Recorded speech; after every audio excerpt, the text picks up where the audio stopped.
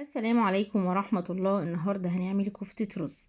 معايا ربع كيلو لحمة مفرومة، 100 جرام أو نص كوباية رز مطحون، وربع كوباية بقدونس على كزبرة خضرة، 4 5 فصوص توم مفرومين، ملح وفلفل وكمون و7 بهارات أو بهار لحمة، أي حاجة موجودة عندك اشتغلي بيها. تمام. احنا هنا في اسكندرية ما عندناش لحمة جملي، فهنشتغل بلحمة شمبري عادي جدا.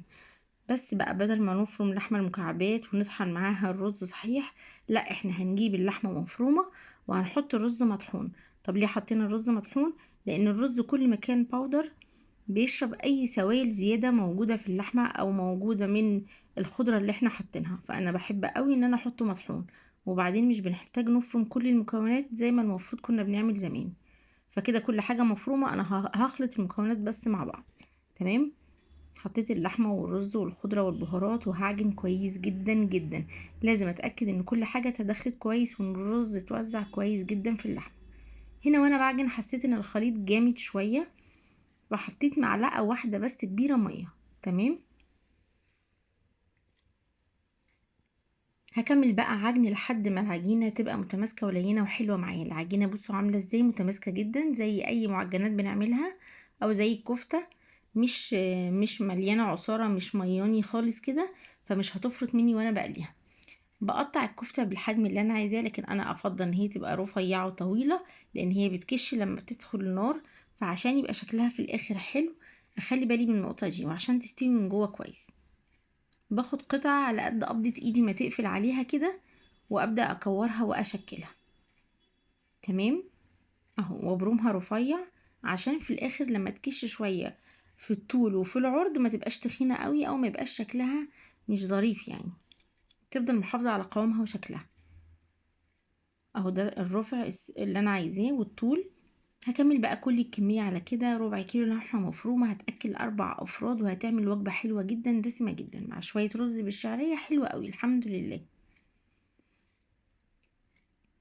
خلاص ادي اهي الكفتة خلصت. هنروح بقى على النار نولع الزيت بتاعنا ونقلي الكفتة. الزيت مش غويط قوي بس برضو مش قليل. تمام.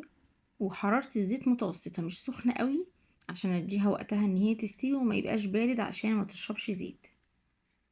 هحط الكمية، انا عملت نص الكمية بس عشان اوريكم منظرها في الاخر عاملة ازاي، وشلت الباقي في الفريزر. بصوا لما كشت بقى حجمها حلو جدا طول وعرض، وشكلها وقوامها حلو جدا، ما فكتش وما حصلش اي حاجة. خدت تقريبا 5 دقايق 6 دقايق على النار وكانت استوت واحمرت وبقت زي ما انتوا شايفين كده. حلة بقى على النار وهنجيب فيها معلقتين كبار زيت نباتي، اي نوع زيت تفضليه، وهنحط معاها فص توم واحد بس علشان الكفتة فيها توم، فانا مش عايزة كمية التوم تبقى كتير زيادة عن اللازم. شوحته تشويحة صغيرة، وانا مسبكة طماطم شايلاها في التلاجة بستخدمها في الاكل، فنزلت بيها وخففتها بشوية مية، كوبايتين عصير طماطم. تمام.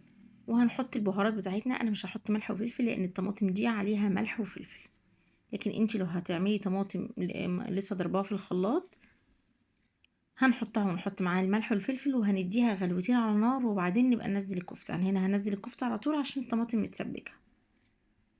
تمام. هسيبها بقى تاخد لها غلوتين كده 10 دقايق ربع ساعة على النار، وهتكون استوت وبقت زي الفل. غطيتها وسبتها تتكمر مع بعض شوية. بصوا عملت ازاي البابلز الرفيعة الصغيرة اللي على الوش دي، معناها ان هي اتسبكت واستوت وكله تمام. طبعا دقت الملح بتاعها واتأكدت ان هي استوت. خلاص هطفي عليها وابدأ اقدمها مع شوية رز بالشعرية حلوة جدا.